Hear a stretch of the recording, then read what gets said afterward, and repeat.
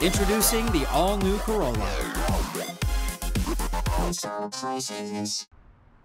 On Monday, Administration Attorney Roland Montanoña accused GBB of failing in its fiduciary responsibility to the people of Guam, saying there is nowhere near enough money to pay for the remaining consent decree projects or the Solid Waste Authority's own debts. And the governor's office followed up yesterday with a detailed release blasting GBB for excessive spending. GBB's Principal Associate David Manning responded today, saying it's disappointing that the Office of the Governor has chosen mudslinging over cooperation. Governor's Chief Policy Advisor Arthur Clark responds. My response to that is it's always the case that the person covered in dirt likes to accuse the other side of slinging mud. I'd like to know how he defines mud in this particular instance. There wasn't anything in that report that, or the press release that came out from the governor's office, that wasn't taken from his reports and from his invoices. So, I mean, these are factually accurate statements.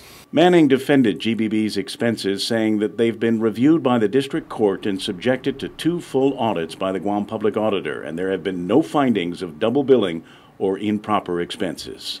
We see them when the court approves them. You don't get to see these expenses beforehand? No.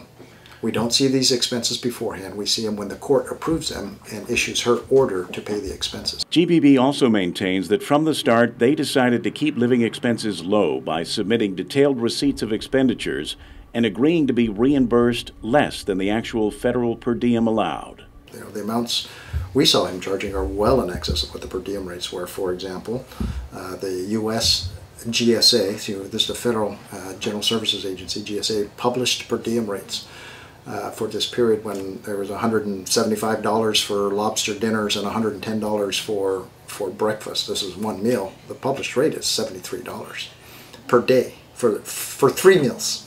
The district court has observed, and even the administration acknowledged in its critical statement yesterday, that trash collection service on island has improved significantly under GBB's management. Clark responds, though, it's come at a cost. You know, GovGuam is subsidizing $5, $6, $7 million annually, the cost of this trash pickup. At some point in time, these rates are going to have to be adjusted. And the euphoria at paying $30 a month is going to go away when those rates get up to $45, $60, $75, $100. But more importantly, Clark maintains the receiver has been fudging the numbers for the cost of closing the ORDOT dump. He points to the receiver's own quarterly reports to the federal court.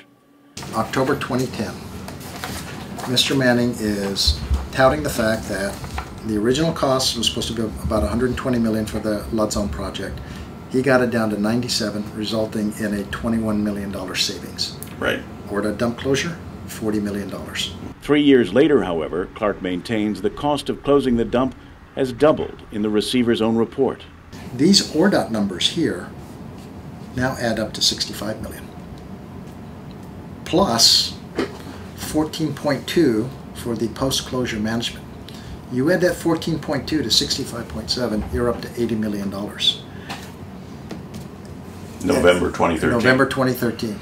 That was never disclosed, never brought up. So what would you plead before Judge Tydenko Gatewood? Where do you want this to go? Because it's become quite acrimonious. Well, I think the most recent filing tells you in the direction we're going. We'd like an accounting. We don't think that an accounting has been required for years, and we'd like a full accounting.